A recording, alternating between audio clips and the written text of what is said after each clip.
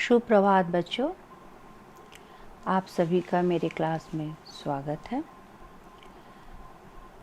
जैसा कि हमने पिछले क्लास में जाति के अंतर्गत आश्रमों का विभाजन के बारे में चर्चा की, वर्ण, जाति एवं वर्ग के अंतर को वीडियो के माध्यम से जाना, फिर पुनः लिंग भेद तथा स्तरीकरण की चर्चा की, तो आज हम एक नए शिक्षण बिंदु के साथ आपके सम्मुख नए वीडियो के साथ उपस्थित हो रहे हैं कि क्या जातियां वर्गों के रूप में बदल रही हैं।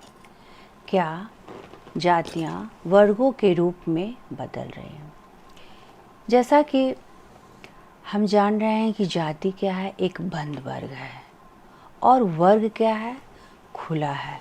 हमने पिछले क्लास में आप लोगों को ये बता चुकी हूँ कि जाति जो है बंद वर्ग है, जो जिस जाति में एक बार जन्म ले लेता है आजीवन उसी का सदस्य बना रहता है। लेकिन वर्ग क्या है, खुलापन है, वो अपनी योग्यता प्रतिष्ठा के आधार पे अपना उच्च स्थान पाता है। तो हमारा जो ये वर्तमान युग है वो जाति व्यवस्था से संबंधित परिवर्तन को जो देख रहा है।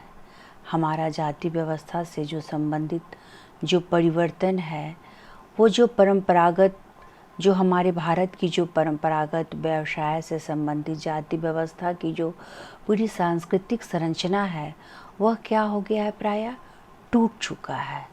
उसमें तीव्र परिवर्तन आ गया है, जिसके कारण क्या हो गया, विभिन्न जातियाँ जो हैं वे वर्गों के रूप में बदल कर अपने अस्तित्व को बनाए हुए हैं। और ऐसे निष्कर्ष कहाँ तक सही हैं, इसे समझने के लिए हमें जाति व्यवस्था से संबंधित अनेक पक्षों पर क्या करना होगा, पुनः विचार करना होगा कि क्या जातियाँ जो हैं है ना बंद, क्योंकि जाति क्या है, जाति एक जाति जो है वो जन्म पर आधारित होती है। जो एक जिस जाति में जन्म ले लेता है आजीवन उसी का सदस्य रहता है। तो हम ये देखेंगे कि जो एक जाति में जन्म ले लिया उसकी संरचना जो है वो वर्ग में कैसे परिवर्तन हो जा रहा है, इस पर हमें क्या है, विचार करना आवश्यक है। तो हमारी जो भारतीय सामाजिक जो संरचना है वे क्या है, विभिन्न वर्गों की प्रकृति का विश्लेषण करें तो हम इनको अनेक भागों में देख सकते हैं या अनेक भागों में हम इसे बांट सकते हैं। कुछ विद्वान जो हैं समाज को उच्च वर्ग माना, मध्यम माना और निम्न वर्ग माना। प्रायः 3 वर्गों में बांटा, उच्च वर्ग, मध्यम वर्ग और निम्न वर्ग। जबकि व्यवसाय के आधार पर अगर हम इन्हें देखेंगे तो कृषक वर्ग, श्रमिक वर्ग, व्यापारी वर्ग और व्यावसायिक वर्ग और उद्योगपति वर्ग। तो व्यवसाय के आधार पे अगर कृषक वर्ग, श्रमिक, व्यापारिक और व्यावसायिक और उद्योगपति को अगर हम बांट रहे हैं तो ये क्या है, ये जो इनकी जो ये जो विशेषता नज़र आ रही है वर्ग की, ये क्या है कि सभी अपने क्षेत्र में, सभी जो वर्ग, श्रमिक वर्ग और जो व्यापारिक वर्ग है, सभी अपने क्षेत्र में एक दूसरे वर्गों के विरुद्ध अपने आप को सुरक्षित बना रहा है और लाभ प्राप्त कर रहा है, क्योंकि सबको एक दूसरे की क्या है, आवश्यकता है और सभी एक दूसरे के विरुद्ध अपने आप को कार्य भी कर रहे हैं और अपने आप को सुरक्षित भी कर रहे हैं और एक दूसरे को लाभ पहुंचा रहे हैं। तो इसी को हम वर्ग चेतना कहते हैं। कहने का मतलब वर्ग चेतना, जागरूक होना कार्य के प्रति। तो जब इसके अंतर्गत वर्ग चेतना आ जाती है और प्रत्येक वर्ग जो है वह अधिक से अधिक क्या पाता है, अपना अधिकार पाता है, अपना सुविधाएं पाने के लिए क्या करते हैं, वे एक दूसरे के वर्गों से प्रायः संघर्ष करने लगते हैं। और जब अधिकार और सुविधा पाने के लिए एक दूसरे वर्ग क्या, व्यापारिक वर्ग, व्यावसायिक वर्ग और उद्योगपति वर्ग, श्रमिक वर्ग सभी आपस में क्या है, एक दूसरे, श्रमिक का अगर शोषण होता है तो वो उठना चाहता है, क्योंकि व्यापारिक वर्ग क्या है, वे चाहते हैं कि कम से कम पैसों में, न्यूनतम मजदूरी की दर में हम श्रमिकों से अपना कार्य करें और अपने उद्योग को सफल बनाएं। लेकिन शोषण का शिकार आखिर वो कब तक हो, तो वो भी उठना चाहता है और अपने वर्ग को अपने कर्म और अपनी योग्यता के अनुसार क्या करता है, अपने परिश्रम के अनुसार वह बदलना चाहता है। और बदलने का जब बदलने के दौरान उसके अंतर्गत वर्ग चेतना जिसको कहा गया, उसके अंतर्गत जब जागरूकता आती है, तो जागरूकता किसके कारण होता है, एक दूसरे वर्ग में संघर्ष होने के कारण। ये एक दूसरे वर्ग जो है वो संघर्ष करते हैं अपने श्रम के द्वारा जब संघर्ष होता है तो दूसरा इसका तात्पर्य क्या हो गया कि वर्गों में जो विभाजित समाज है, सामाजिक स्तरीकरण को एक विशेष रूप को स्पष्ट करता है। जो हमारा वर्गों में जो विभाजित समाज है, वे सामाजिक स्तरीकरण के एक विशेष रूप को स्पष्ट करता है। यदि हम वर्गों की प्रकृति के संदर्भ में, वर्गों की जो प्रकृति है, श्रमिक वर्ग, व्यापारिक वर्ग, उद्योग वर्ग, पूंजीपति वर्ग, तो ये जो हमारा जो वर्ग की जो प्रकृति है ना, वो संदर्भ है, वो विभिन्न जातियों की प्रकृति का मूल्यांकन करे तो ये स्पष्ट होता है। अगर जातियों की प्रकृति का अगर मूल्यांकन करते हैं तो विभिन्न जो जातियों की जो मनोवृत्ति है वह वर्गों की प्रकृति से अधिक भिन्न नहीं है। यदि हम वर्गों की प्रकृति के अंतर्गत जाति का करें मूल्यांकन, तो ये क्या है, मनोवृत्ति वर्गों की प्रकृति से अधिक भिन्न नहीं है। जैसे कि हम देखते हैं ग्रामीण क्षेत्रों में उच्च जातियां जो हैं वे क्या करती हैं, निम्न जातियों का प्रायः शोषण करती हैं या निम्न जातियों के प्रति विरुद्ध हमेशा करती है और उसी तरह उनके ऊपर संघर्ष करते रहती है। तो ये जो संघर्ष है प्रायः उच्च वर्ग वाले निम्न वर्गों के बीच देखने को मिलता है। जैसे हरिजनों का शोषण, उन पर होने वाले अत्याचार, स्त्रियों का जो अपमान, तो ये जाति में भेदभाव के कारण क्या होता है, इन्हीं संघर्षों का परिणाम होता है, जिसके कारण क्या होते हैं, प्रायः हरिजनों का शोषण और स्त्रियों का अपमान इन्हीं संघर्षों का परिणाम है। तो मध्यम स्तर पर जातियां क्या करती हैं कि अपने सामाजिक और राजनीतिक स्तर को ऊंचा बताने के लिए सर्वोच्च जातियों से क्या करती हैं, संघर्ष करते रहती। अपने से जो ऊंची जातियां हैं उनसे प्रायः क्या करती हैं, ये जो मध्यम स्तर की जो जातियां हैं वो क्या करती हैं, क्योंकि प्रायः देखिएगा गांव में जो प्रभुत्व की शक्ति होती है वो प्रायः पंचायत मुखिया है ना, उनके आधार पे जातियों का श्रम विभाजन कार्य बांटा जाता है। राजनीतिक पावर, नेतृत्व की भावना उन्हीं के अंदर होती है। जब मुखिया जमींदार जो वो उच्च वर्ग के रहते हैं तो प्रायः वो क्या करते, नीचे वर्ग वालों का हमेशा क्या करते, उन लोग दोनों के बीच हमेशा प्रायः संघर्ष चलता रहता है। जैसे इसी के फलस्वरूप क्या हो गया कि हमारा जो भारतीय जाति संरचना है ब्राह्मण का, उसका स्थान क्या है, ऊंचा है और उसकी परंपरागत जो प्रभुत्व है ना, वो बहुत ज़्यादा ऊंचा है। लेकिन ये जो राजनीतिक स्तर और जो हमेशा संघर्ष का जो परिणाम है, इसके कारण क्या हुआ, हमारी जो जाति संरचना में जो ब्राह्मणों का जो परंपरागत प्रभुत्व है उसमें क्या आ गई, कमी आ गई। क्योंकि जातियों में क्या है, वर्ग के समान विशेषता उत्पन्न होने लगी। इसी के संदर्भ में M.N. श्रीनिवास ने प्रभु जाति की अवधारणा के द्वारा, प्रभु जाति की जो अवधारणा है उसके द्वारा जाति और वर्ग संबंधों में होने वाले परिवर्तनों को स्पष्ट किया है। विचार है कि किसी भी क्षेत्र में विशेष में हम जाति को प्रभु जाति कहते हैं। तो प्रभु जाति के अंतर्गत में प्रायः क्या आ जा रहा है, ब्राह्मणों का स्थान सर्वोच्च माना जा रहा है। तो हम जाति को प्रभु जाति कहते हैं। तो जिसकी संख्या अधिक होने के साथ साथ उसकी आर्थिक स्थिति सुदृढ़ होने के कारण उसमें सामाजिक राजनैतिक प्रतिष्ठा प्राप्त हो जाती है। कहने का तात्पर्य ब्राह्मणों के तो स्थान सर्वोपरि होती ही है, लेकिन जिसके अंतर्गत में किसी गांव का, नगर का, एक समुदाय का, उसके अंतर्गत में पूरे क्षेत्र का जो पावर होता है, उसको जो अधिकार प्राप्त होता है, सत्ता प्राप्त होता है, तो उसके कारण उसका क्या है, उसकी आर्थिक स्थिति जो है वो मजबूत हो जाती है। और उसके कारण, है ना, और उसके कारण क्या होता है, उसकी सामाजिक और राजनीतिक प्रतिष्ठा प्राप्त हो जाती है। तो यह जो प्रभु जाति है वे आवश्यक रूप से कोई उच्च जाति नहीं होती है, बल्कि अहीर भी है, जाटव भी है और गुज्जर भी है, राजपूत जैसी पिछड़ी जातियां भी हैं। क्यों? क्योंकि हमारा जो जाति है वह क्या हो रहा है, वर्ग व्यवस्था में। क्योंकि पहले क्या था कि जातियों का व्यवसाय क्या था, परंपरागत व्यवसाय था। कोई भी एक अगर पैतृक व्यवसाय का संरक्षण था।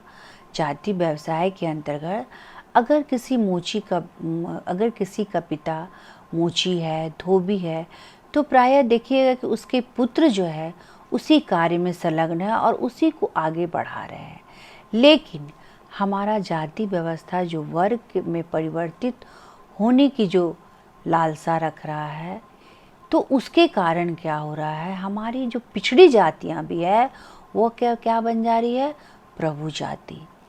तो ये धीरे धीरे क्यों हो रहा है, क्योंकि वर्ग में जो है वो क्या है, किसी जाति पर वह नियंत्रित नहीं है।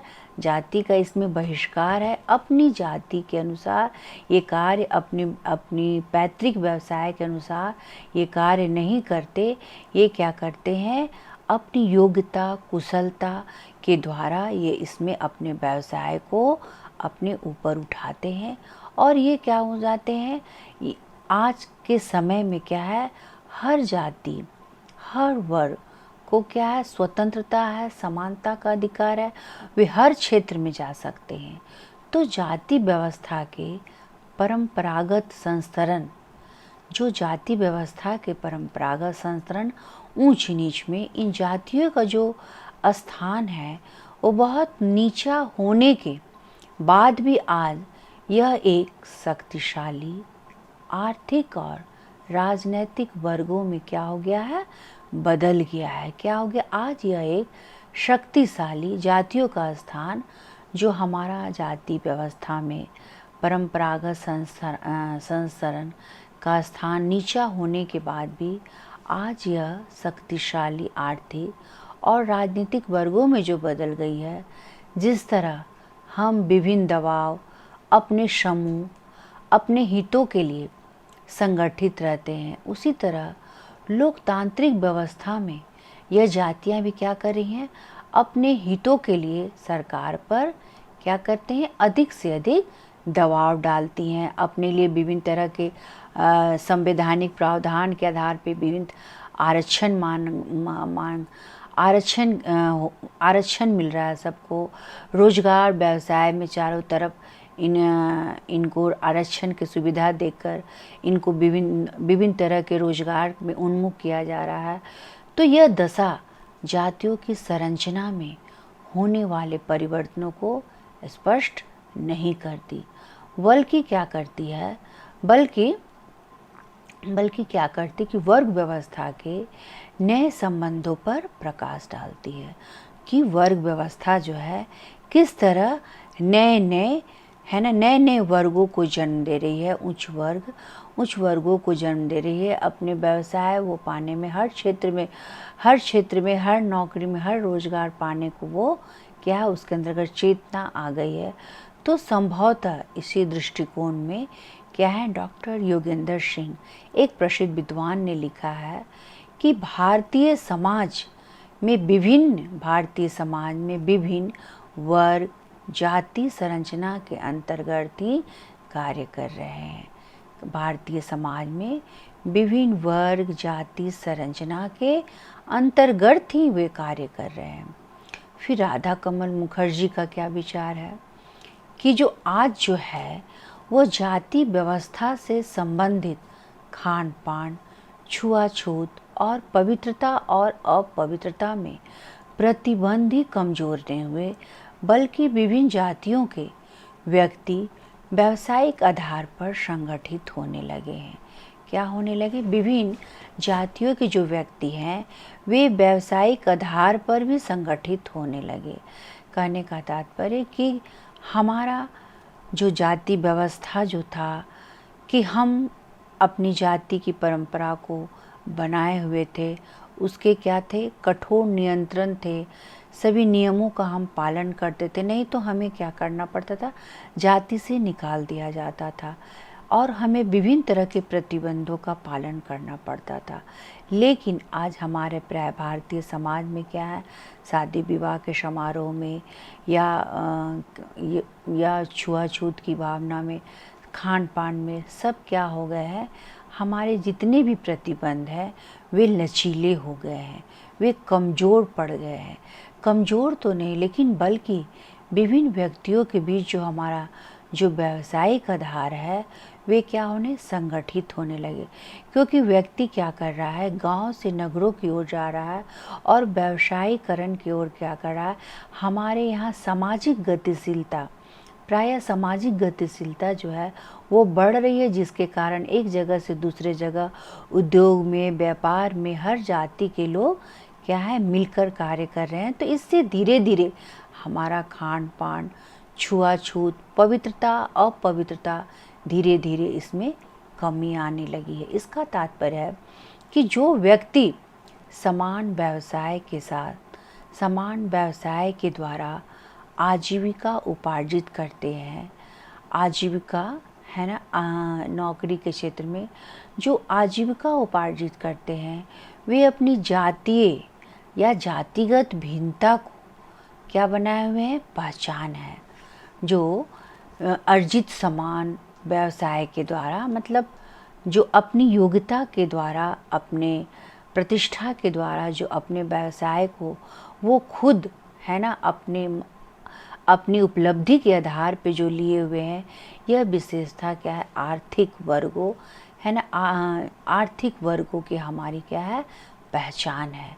ये जाति व्यवस्था की नहीं है, क्योंकि जाति व्यवसाय क्या है? वंशानुगत होते हैं। लेकिन वर्ग क्या है? यहाँ पर खुलापन है। वे अपनी क्या है? समान व्यवसाय प्रतिष्ठा क्या है? अपनी व्यक्ति की वो खुद अपनी एक पहचान है। तो इसी तथ्य को ब्राइस रेन ने दूसरे ढंग से विचार किया है, स्पष्ट किया है कि सामाजिक जो वर्ग है उसकी विशेषता यह है कि उसके बीच कोई सांस्कृतिक अंतर नहीं होता, कोई भी सांस्कृतिक अंतर नहीं होता। लेकिन फिर भी एक वर्ग दूसरे से प्रतियोगिता और संघर्ष करके अपने हितों को पूरा करने का प्रयत्न करता है। क्या करता है? हमारा जो सामाजिक वर्ग है, उच्च वर्ग, मध्य वर्ग, निम्न वर्ग, तो हमारा जो ये सामाजिक वर्ग है, व्यापार वर्ग, श्रमिक वर्ग, उद्योग वर्ग, तो इसकी क्या विशेषता है कि इसमें कोई सांस्कृतिक अंतर नहीं होता। फिर भी लोग क्या करते हैं? एक दूसरे से है ना, सबको क्या इसमें होड़ रहती है? ऊपर उठने की लालसा रहती है। तो ऊपर उठने की जब लालसा रहती है तो एक वर्ग से दूसरे वर्ग में हमेशा क्या होता है? प्रतियोगिता होता है और संघर्ष पाया जाता है। तो ये प्रतियोगिता और संघर्ष ये करते क्यों हैं? सिर्फ अपने हितों की प्राप्ति के लिए। और यदि हम जाति व्यवस्था के वर्तमान रूप को देखें तो क्या स्पष्ट होता है कि विभिन्न जातियों के बीच जो पवित्रता और अपवित्रता और खान पान तथा जो हमारा सामाजिक संपर्क है, सामाजिक संपर्क संबंधी सांस्कृतिक जो भिन्नताएं हैं, हमारा समाप्त हो चुका है। हम भिन्नताएं समाप्त हो रही है, लेकिन आर्थिक और राजनीतिक आधार पर जातियां क्या हैं, अलग अलग गुटों में है ना। हमारा क्या है, राजनीतिक जो आधार है, नेतृत्व की जो भावना है, वो जो जातियां हैं वो क्या हो गई, अलग अलग गुटों में अपना समन्वय बना लिया है और संगठित होकर एक दूसरी जातियों के बीच प्रायः क्या है, प्रतियोगिता और संघर्ष करते हैं। प्रायः देखिएगा जब चुनाव के समय आते हैं तो देखिएगा कि लोग में जातिगत जो राजनीतिक क्षेत्र में उतरे हैं वो जातिगत भेदभाव ज़्यादा करते हैं और वो चाहते हैं, वो घूम घूम कर प्रचार करते हैं कि ताकि क्या हो, मेरी जाति के, मेरी पार्टी, मेरी जाति के दल जो है वो प्रायः विजयी हो जाए। तो यहाँ पे क्या होता है, राजनीतिक आधार पर उनकी जो जातियाँ हैं वो प्रभुत्व का काम करती है, प्रभु जाति का काम करती है, वो अपना संगठन बना लेते हैं। तो इसमें भी क्या है, जातियों को लेकर प्रायः संघर्ष होते रहता है। तो यह जो दशा है, यह जातियां को किस में बदल रही है, वर्गों के रूप में बदलने का प्रायः संकेत कर रही है। तो समान दृष्टिकोण से हमें देखने पर क्या प्रतीत होता है कि भारत की परंपरागत जाति व्यवस्था में जितने भी वर्ग की विशेषताएं हैं उनको समावेश होने लगा। उदाहरण के लिए क्या है कि जिस तरह समाज में अनेक वर्गों में विभाजित होने के बाद भी महत्व के दृष्टिकोण से यह नहीं कहा जा सकता कि किस वर्ग की उपयोगिता दूसरे से अधिक है, किस वर्ग की उपयोगिता क्या है, एक दूसरे से अधिक रहेगी। उसी प्रकार हमारा समाज क्या होगा, जातियों में विभाजित होगा और उसकी उच्चता और निम्नता का क्या होगा, क्रम टूटता जा रहा है। जिस प्रकार शक्ति और योग्यता है और कुशलता में हम वृद्धि करके अपने वर्ग की सदस्यता में परिवर्तन कर सकता है, उसी तरह हमारा क्या है, निम्न जातियां के व्यक्ति अपनी शिक्षा और योग्यता को बढ़ाकर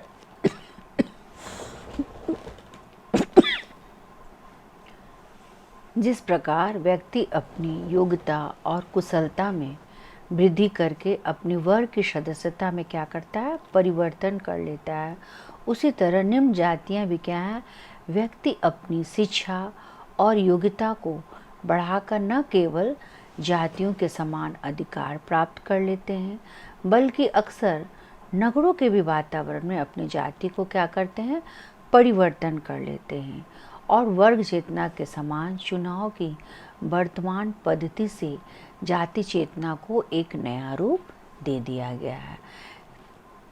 जैसा कि हमने क्या बताया कि लोग क्या हैं, निम्न जाति के व्यक्ति क्या हैं, सामाजिक जो गतिशीलता पाई जा रही है, ये क्या कर रहे हैं, प्रायः काम की तलाश में नगरों की ओर भ्रमण कर रहे हैं। नगरों की ओर ये क्या कर रहे हैं, अपने व्यवसाय को लेकर चिंतित हैं और ये रोजी रोजगार के क्षेत्र में व्यवसाय नगरों के वातावरण में जब जा रहे हैं तो हमारा ये जो जाति है वे क्या कर रहा है, विभिन्न जाति क्या है, एक जगह अगर उद्योग कल कारखाने श्रमिक वर्ग एक जगह एक जाति के कार्य नहीं करते, विभिन्न जाति के लोग कार्य करते हैं। तो ये क्या हो रहा है, इनके खान पान में प्रतिबंध, छुआछूत, अस्पृश्यता की जो भावना है वह प्रायः क्या हो जा रही है, विघटित हो जा रही है और वर्ग जो चेतना के समान है वह चुनाव की जो वर्तमान पद्धति से जाति चेतना क्या हो गया, एक नया रूप प्रदान कर रहा है। अब हम इन सभी परिवर्तनों के बाद भी ये निष्कर्ष नहीं दिया जा सकता, इन सब इतने सारे तो परिवर्तन दिख ही रहे हैं कि योग्यता के आधार पे, कुशलता के आधार पे, उनकी उपलब्धि के आधार पे, तो इसमें उच्च वर्ग, निम्न वर्ग, इसमें क्या है, ये वर्ग जो है खुलापन है। तो भारत की जो जाति व्यवस्था है पूर्णतः क्या हो जा रही है, वर्ग व्यवस्था के रूप में हमारा बदल चुकी है धीरे धीरे।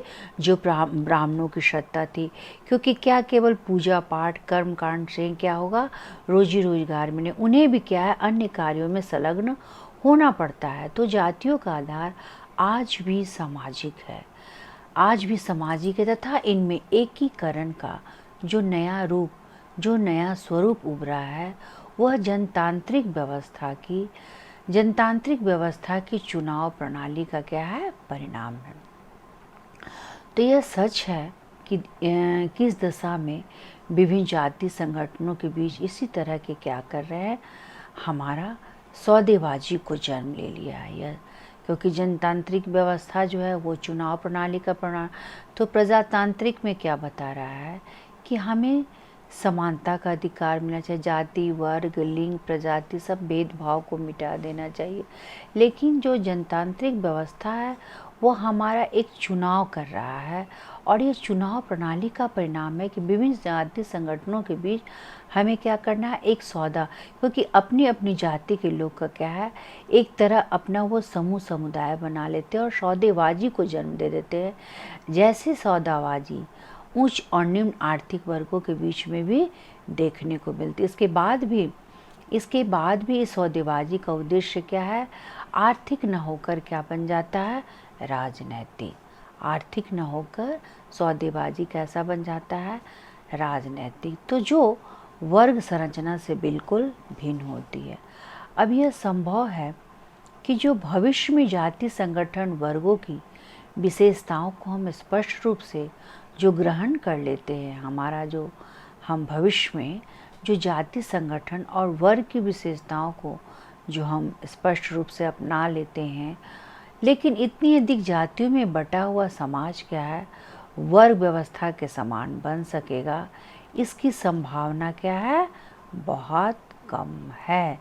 लेकिन जातियों में जो बटा हुआ है वो आज भी हमारा समाज क्या है, ब्राह्मणों का समाज है। क्योंकि हम बिना पुरोहित के, बिना ब्राह्मण के, अपने ब्राह्मणों को क्या है, वो हर कास्ट के उनका द्वार खुला है, वो कर्म की प्रधानता है, और वो हर घर घर में जाकर अपनी पूजा पाठ और कर्मकांड करते हैं। तो हमारा समाज वर्ग में व्यवस्था बनाए हुए हैं, तो इसकी जो उपलब्धि है वो कम नहीं हो सकती है। तो हमारा अधिक जातियों में बटा हुआ जो समाज है वो वर्ग व्यवस्था के समान बन सकेगा, इसकी संभावना बहुत कम है। ठीक है, नेक्स्ट है जातियाँ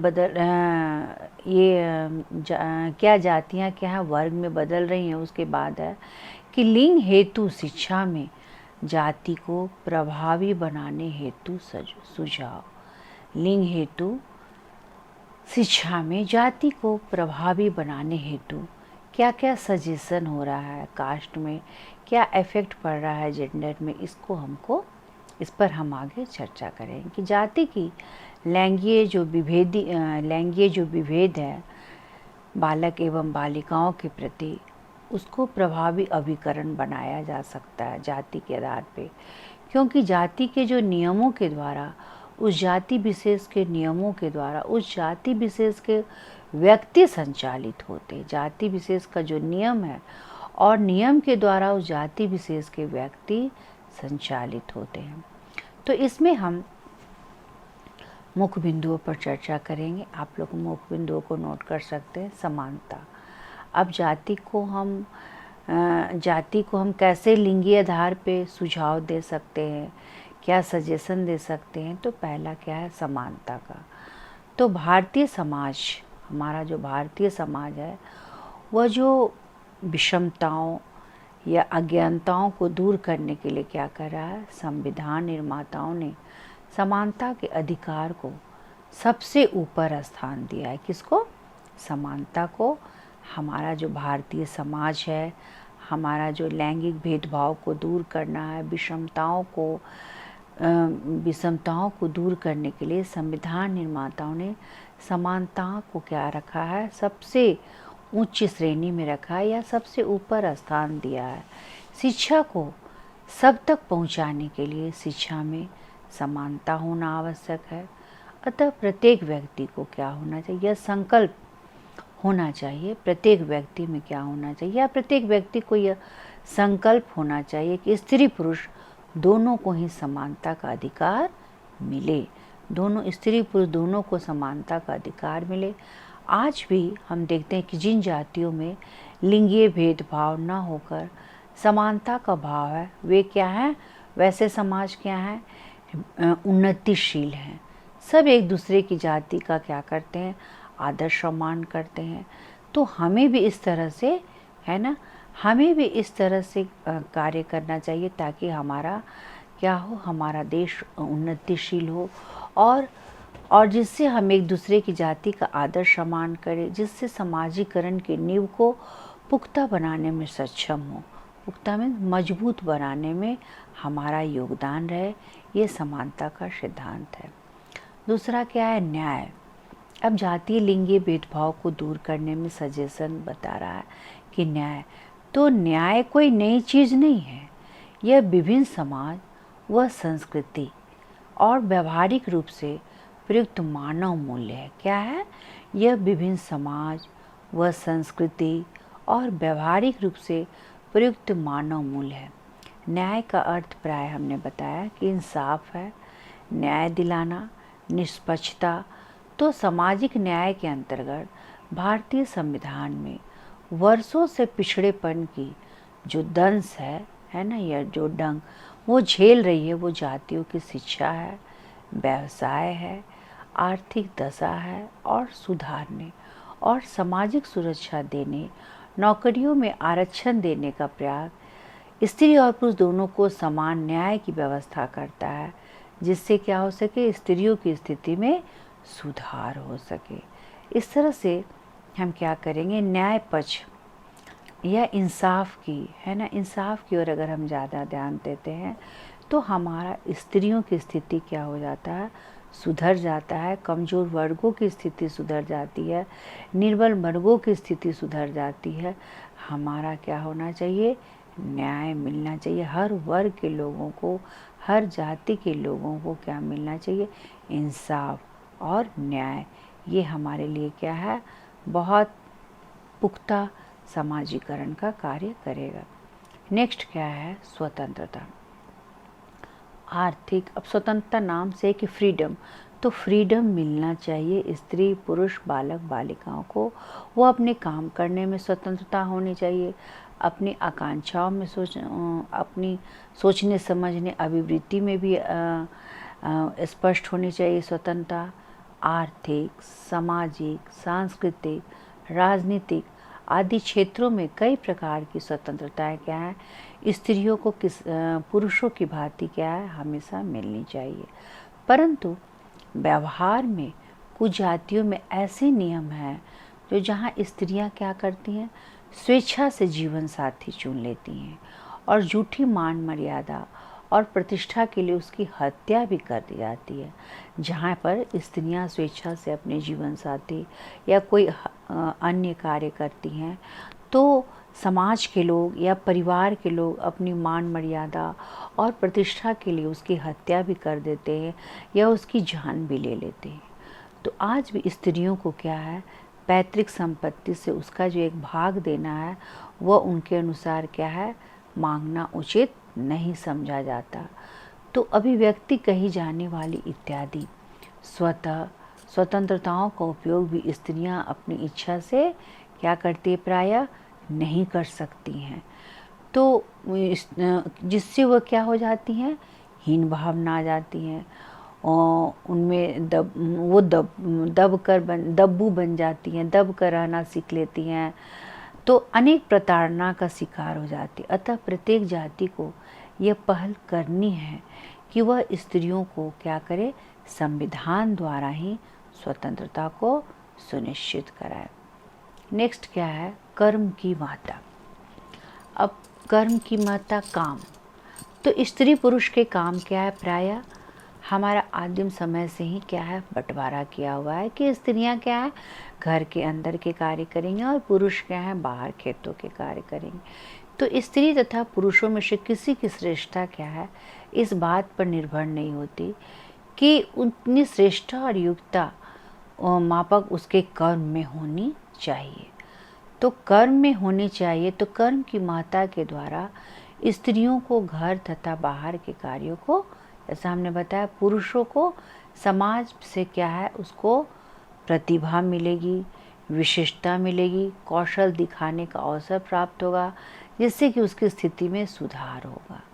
तो जनजातियां भले ही कुछ मामलों में पिछड़ी हों, परंतु वहाँ स्त्री और पुरुष जो है दोनों ही देखिएगा जनजाति ट्राइबल क्षेत्र में क्या है, आदिवासी क्षेत्र में कि स्त्री और पुरुष क्या है, दोनों मिलके काम करते हैं।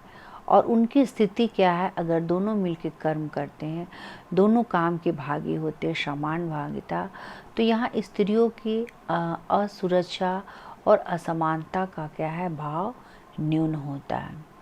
नेक्स्ट क्या है, कुप्रथाओं का अंत। प्रत्येक जाति में अपनी प्रथाएं और परंपराएं होती हैं जो कुछ समय के साथ पश्चात रूढ़ियों का रूप धारण कर लेती है। प्रत्येक जाति की क्या होती है, जो कुप्रथाओं का अंत लिंग भेद के आधार पे हम सजेशन के रूप में देख रहे हैं, तो हम लिंग भेद की जो समाप्ति है उसको क्या करेंगे, हम प्रथाएं और परंपराएं और कुप्रथाओं को, है ना, रूढ़ियाँ जो धारण कर रही है उसको जो कुप्रथाओं का जो बोझ है हमारे ऊपर, बोझ जो लदा हुआ है, उसे हमें क्या करना है, एक आंदोलन के साथ उखाड़ कर फेंक देना है। जैसे विदेशी आक्रमणकारी क्या किए, संपर्क में आने पर स्त्रियों की स्थिति क्या हो गई, और गिर गई। जैसे ही विदेशी आक्रमणकारी के संपर्क में आए तो क्या हो गई, हमारी जो भारतीय जो नारी थी, जो भारतीय स्त्रियों की जो स्थिति थी वह गिरी। और क्या होने लगा, बाल विवाह, सती प्रथा, पर्दा प्रथा और दहेज प्रथा का प्रचलन बढ़ने लगा। तो इन कुप्रथाओं के कारण स्त्रियां भी क्या हुई, पुरुषों की अपेक्षा अपने आप को हीन समझी जाने लगी। और अतः समय समय पर जाति में क्या हो गया, व्याप्त कुप्रथाओं को समाप्त कर स्वस्थ परंपराओं के निर्माण के द्वारा स्त्रियों को समुचित स्थान प्रदान करने का क्या हो गया, सामाजिक गतिशीलता में वृद्धि होने लगी। जैसे क्या है, यहाँ भी झारखंड में देखिएगा ज़्यादा सबसे कुप्रथा डैन प्रथा, ये क्या है, पूरा प्रचलन जोर शोर के साथ गांव-गांव में, नगर में फैला हुआ है। तो इसको हमको इनको नैतिक आदर्शों के साथ इन्हें विभिन्न नुक्कड़ नाटकों के द्वारा इनका परिणाम क्या होगा, इनके अंतर्गत हमें जन चेतना लाना है। तो इसके अंतर्गत हमको क्या करना है, सामाजिक गतिशीलता की वृद्धि को डालना है। नेक्स्ट क्या है, स्त्रियों के महत्व से परिचय। प्रत्येक जाति को अपने इतिहास को देखकर स्त्रियों के महत्व का परिचय क्या है कि प्रत्येक जाति को अपने इतिहास को देखकर उस जाति की जो उन्नति है, उस जाति की या उस स्त्री की, है ना, उसकी जो उन्नति है सामाजिक रूप से, आर्थिक, सांस्कृतिक, धार्मिक सभी सम्मिलित हैं। लेकिन हमको यह देखना चाहिए कि जो भावी पीढ़ी है उनका योगदान और मानवता की जो रक्षा है, परोपकार, यथा मातृत्व, स्नेह और इनकी सराहनीय दायित्वों से अवगत कराकर उनकी सक्रिय सहभागिता का दर्शाना चाहिए।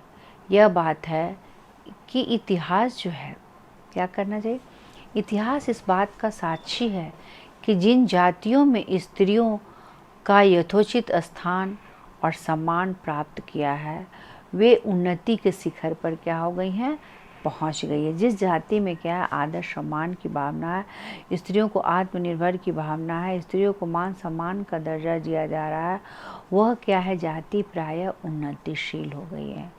और क्या है, और उन्नति के शिखर पर पहुंची, जिससे स्त्रियों को क्या करा, उपेक्षित किया जा रहा है और अंततः उपेक्षा का स्वयं ही शिकार हो गई है ना। स्त्रियों को उपेक्षित किया गया और ये अंततः उपेक्षा की स्वयं शिकार हो गई।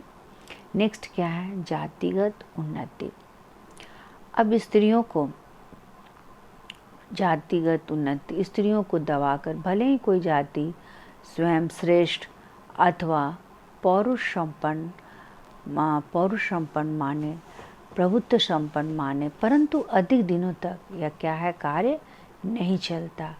जो भी स्त्रियों को दबाकर हम भले जाति को स्वयं श्रेष्ठ और, है ना, श्रेष्ठ और सम्मान दे, लेकिन क्या है कि हम अपने अधिक दिनों तक यह कार्य नहीं चल सकता, क्योंकि स्त्रियां यदि सही अवस्था और समुचित मनोदशा में नहीं रहेंगी तो न वो क्या कर पाएंगी, न वे योग्य संतान उत्पन्न कर पाएंगी और न उनके भरण पोषण के लिए क्या होगा, न वो उत्तरदायित्व या भली प्रकार से वह उसका निर्वहन भली प्रकार से उसका निर्वहन नहीं कर पाएंगी।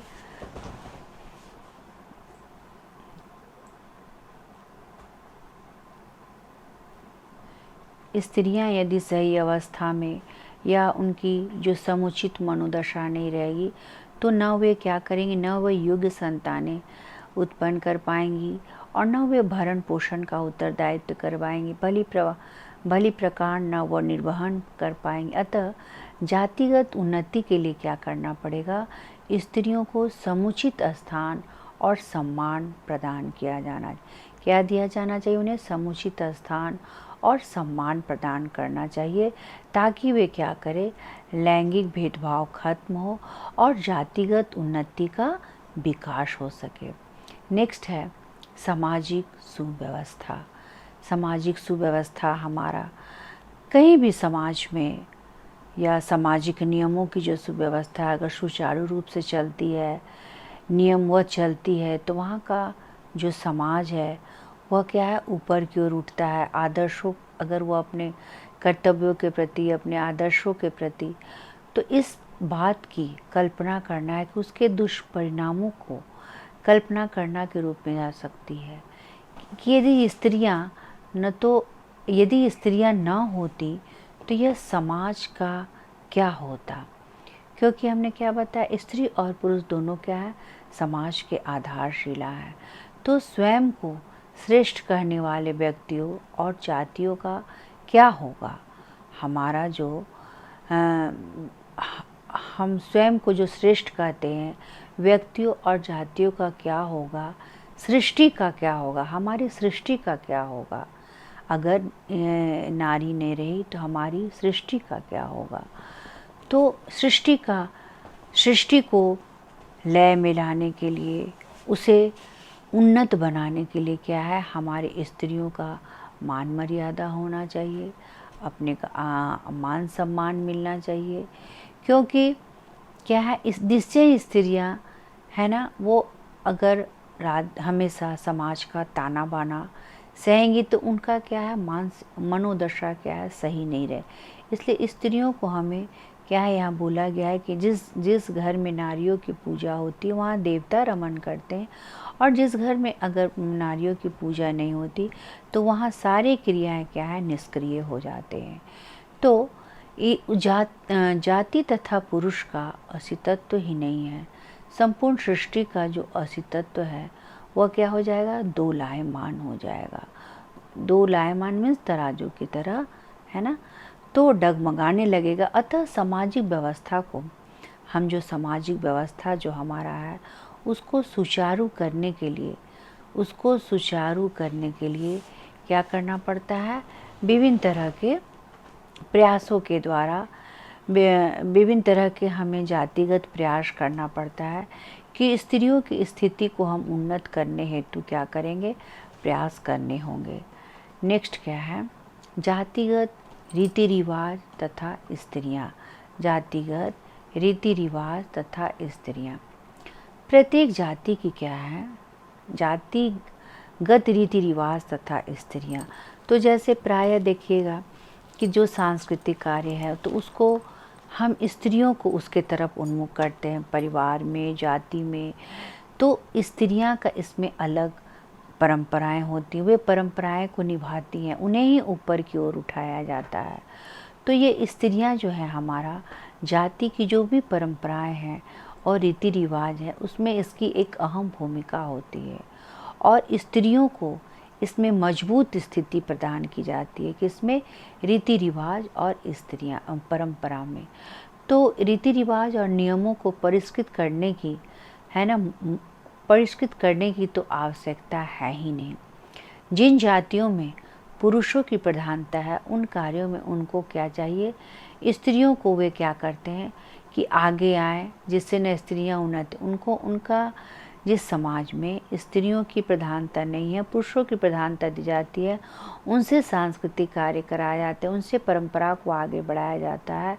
लेकिन उनके द्वारा स्त्रियां, वो चाहते हैं कि स्त्रियों को आगे बढ़ना ही नहीं है, तो जिसके कारण कि स्त्रियां उन्नति करेंगी तो वो जाति क्या उन्नति नहीं करता। लेकिन जातिगत आंकड़ों की स्थिति में क्या है, लेकिन जातिगत आंकड़ों तथा स्त्रियों की स्थिति में जो है वो क्या है, घनिष्ठ संबंध है। जिन जातियों की उपेक्षा होती रही है वर्षों से, उन जातियों में क्या है, स्त्रियों की दशा और हीन हो गई है। जैसे क्या है, देखिएगा प्राय हिंदू, मुस्लिम, सिख, ईसाई, तो मुस्लिम जाति में क्या है, स्त्रियों की दशा क्या होती है, हीन होती है। उन्हें देखिएगा विद्यालय भेजने से संकोच, वो ज़्यादातर अशिक्षित रहती हैं। तो इस तरह उनकी जो परंपराएं हैं, बुर्का पहनना, इस तरफ से वो जो प्रचलन करती हैं, इस तरह से वो जाति परंपरा को अपना निभाए रहती हैं। और यहाँ पर क्या है, पुरुषों जो हैं स्त्रियों का क्या करते हैं, हमेशा उन्हें घर के अंदर कामों को प्राथमिकता देते हैं, उन्हीं के पुरुष की ही प्रधानता होती है। तो जिस कारण जातिगत रीति रिवाज में स्त्रियों को प्रमुखता देकर उसकी स्थिति में सुधार किया जा सकता है, ताकि क्या हो, वर्षों से क्या है, उन जातियों की स्थिति, स्त्रियों की स्थिति जो छिन्न भिन्न हो गई है, जिसकी आर्थिक स्थिति हीन बता रहा है, कमज़ोर बता रहा है, उसको हमें क्या करना है, लिंग भेद को दूर करना है। जाति के आधार पे हमें उसे ऊपर उठाना है, लिंग भेद को समाप्त करना है, और हमारा यही प्रयास रहेगा। नेक्स्ट क्या है, आर्थिक उन्नति। तो कुछ जातियों में हम क्या करते हैं, कुछ जातियों में श्रम के प्रति समुचित दृष्टिकोण का अभाव है। अतः स्त्रियों को घर के बाहर कार्य करना और श्रम में सहयोग देने के कार्य को हे दृष्टि से देखा जाता है। घर के जो कार्य करते हैं, तो उस जो स्त्रियां जो घर का कार्य करती है, जो वैसे श्रम है, उसको क्या है, सहयोग देने के लिए क्या है, वे लोग क्या है, कुछ जातियों में हे दृष्टि से देखा जाता है, जिससे स्त्रियां को क्या होती हैं, पुरुषों की अपेक्षा आर्थिक अनुत्पादक की प्रतीक बन जाती हैं और उनकी स्थिति कमज़ोर हो जाती है। अतः स्त्रियों की स्थिति में सुधार करने के लिए, स्त्रियों की जो स्थिति है हमेशा इस स्थिति में जो हीन भावना आ जाती है, तो स्त्रियों की स्थिति में जो सुधार करने के लिए क्या हो जाता है, स्थिति जो कमज़ोर हो जाती है, तो आर्थिक जीवन में हम क्या करते हैं, उनकी सहभागिता सुनिश्चित कराना अधिक महत्वपूर्ण कार्य है। हम उनके साथ किसी भी कार्य को करने में सहभागी हो, भाग ले, और ये हमारे लिए क्या हो जाता है, ये महत्वपूर्ण कार्य है। उससे भी स्त्री ही नहीं, जाति समुदाय और देश का भी हित होगा, है ना। अगर हम स्त्रियों का सहभागिता बने, उनके कार्यों में हाथ बटाएं, उनके मिलकर हम कोई तरह का समुदाय में निर्माण करें, जाति के अंतर्गत ये सुनिश्चित करें, ये हमारे लिए क्या है, महत्वपूर्ण कार्य है। तो हमारा इससे क्या है, इससे जाति समुदाय सभी का क्या होगा, अगर हम इस तरह का सहयोग की भावना रखें, मानवीय गुण की भावना रखें, तो हमारा समाज क्या होगा, हमारा देश क्या होगा, हित में होगा और ऊपर उठेगा और उन्नति होगा। नेक्स्ट क्या है, शिक्षा एवं जागरूकता का प्रसार। जातियों को चाहिए कि स्त्री शिक्षा तथा जन सामान्य शिक्षा और जागरूकता के प्रसार के लिए संगठित होकर व्यक्तिगत प्रयासों को बढ़ावा देना है। प्रत्येक जाति के लोग क्या करते हैं, मूर्त तथा अमूर्त रूप से परस्पर जुड़े रहते हैं, मूर्त रूप से और अमूर्त रूप से। तो क्या है, उन्हें संकल्प लेना चाहिए कि अपनी जाति के उत्थान के लिए क्या करें, स्त्रियों की दशा को सुधारें। उन्हें क्या संकल्प लेना चाहिए, कुछ जाति हैं जो दिखते भी हैं और कुछ जो है नहीं भी दिखते हैं, फिर भी वो जाति के प्रति क्या करते हैं, परस्पर जुड़े रहते हैं और परस्पर कार्य भी करते हैं।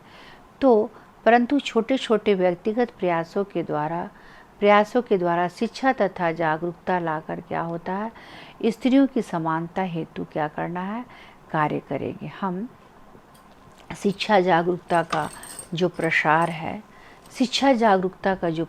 है, और जातिगत जो भेदभावना है, जो स्त्रियों की उन्नति को हमें बढ़ाना है, तो स्त्रियों की समानता हेतु, स्वतंत्रता हेतु, न्याय हेतु हमें इस तरह से कार्य करने हैं ताकि हमारा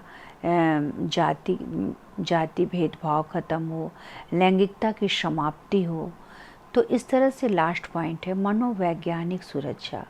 तो जातियों को क्या है, लैंगिक समानता और सुदृढ़ता में क्या है, महत्वपूर्ण भूमिका का निर्वहन करने हेतु जातियों की जो लैंगिक समानता है और सुदृढ़ता में महत्वपूर्ण जो भूमिका है उसका निर्वहन करने के लिए मनोवैज्ञानिक और सुरक्षा के दायरे से क्या होगा, निकलने का कार्य करना चाहिए कि स्त्रियां क्या है हमारे समाज में खुलकर सामने आएंगी और पुरुषों के साथ कदम से कदम मिलाकर कार्य करेंगे।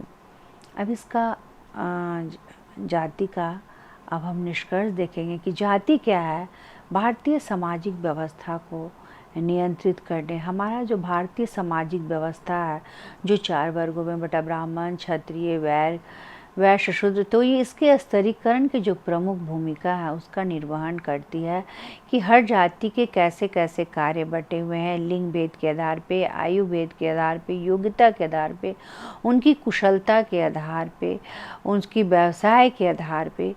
तो हम वर्तमान में तो जातिगत आधार पर तमाम प्रकार के विभेद तथा विघटनकारी तत्व ही सामने आ रहे हैं। हमारे जातिगत जो तमाम प्रकार के विभेद हैं, जो विघटनकारी हैं, वो क्या है तत्व भारत वैसे तो धर्मनिरपेक्ष और लोकतांत्रिक राष्ट्र है, परंतु जातिगत आंकड़ों के आधार पर क्या है, वोट या गंदी राजनीति होती जा रही है। क्या हो रही है, हमारा जातिगत जो आंकड़ा है वो वोट के आधार पे ये क्या कैसा हो जा रहा है, हमारा जातिगत गंदी राजनीति हो रही है।